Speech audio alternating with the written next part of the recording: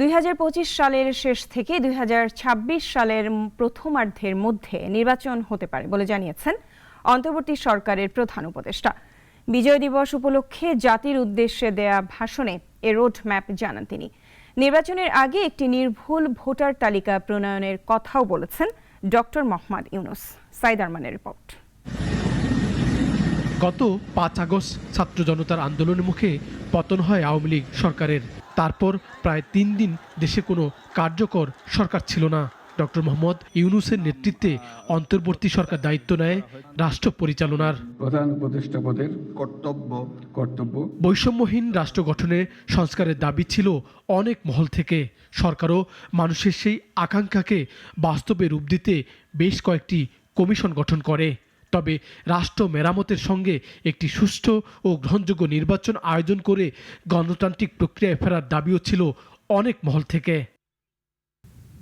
নির্বাচনের রোডম্যাপের দাবি ছিল বিএনপি সহ অনেক রাজনৈতিক দলের। চির গৌরবের অবিস্মরণীয় দিন বিজয় দিবসের ভাষণে অন্তর্বর্তী সরকারের প্রধান উপদেষ্টা জানালেন নির্বাচনের একটি প্রাথমিক রোডম্যাপ, যা সরকারের তরফ থেকে প্রথমবার আনুষ্ঠানিক প্রকাশ করা নির্বাচন পরিকল্পনা। নির্বাচন প্রক্রিয়া এবং নির্বাচন সংস্কার কমিশনের সুপারিশের পরিপ্রেক্ষিতে এবং জাতীয় ঐকমত্যের ভিত্তিতে প্রত্যাশিত মাত্রার সংস্কার যোগ করি, তাহলে অন্তত আরও 6 মাস অতিরিক্ত সময় লাগতে পারে। মোটা দাগে বলা যায় 2025 সালের শেষ দিক থেকে 2026 সালের প্রথমার্ধের মধ্যে নির্বাচনের সময় নির্ধারণ করা যায়। তবে নির্বাচনের এই সময় চলমান সংস্কার ও গ্রহণযোগ্য ভোটার তালিকার সঙ্গে সম্পৃক্ত করেছেন ডক্টর মোহাম্মদ ইউনূস। তিনি চান আগামী নির্বাচনে দেশের 100% তরুণ এবং নতুন ভোটার ভোট দিক।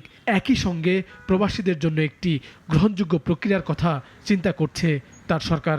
নতুন ভোটার ছাড়াও যাদের আগে থেকে ভোটার তালিকায় নাম থাকার কথা ছিল, তারা ভোটার তালিকায় আছে কিনা তা নিশ্চিত করতে হবে।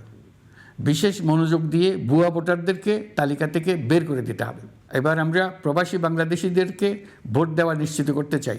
আর একটি জাতীয় ঐক্য কমিশন গঠন হবে নির্বাচনের আগে। কমিশনের কাজ হবে রাজনৈতিক দলগুলোর সঙ্গে আলাপ করে সংস্কারগুলো বাস্তবায়ন করা। আমি এই কমিশনের চেয়ারম্যানের দায়িত্ব পালন করব। আমার সাথে এই কমিশনের সহসভাপতির দায়িত্ব পালন করবেন অধ্যাপক আলী রিয়াজ।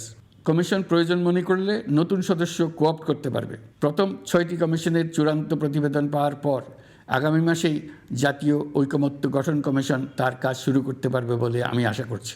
ইউনূস বলেন, পরাজিত শক্তিশালী স্বৈরাচারী সরকার সাম্প্রদায়িক রাজনীতির মাধ্যমে জাতীয় ঐক্যকে নস্যাৎ করতে চাচ্ছে, একের প্রতি অন্যের বিষ উগরে দিতে চাচ্ছে।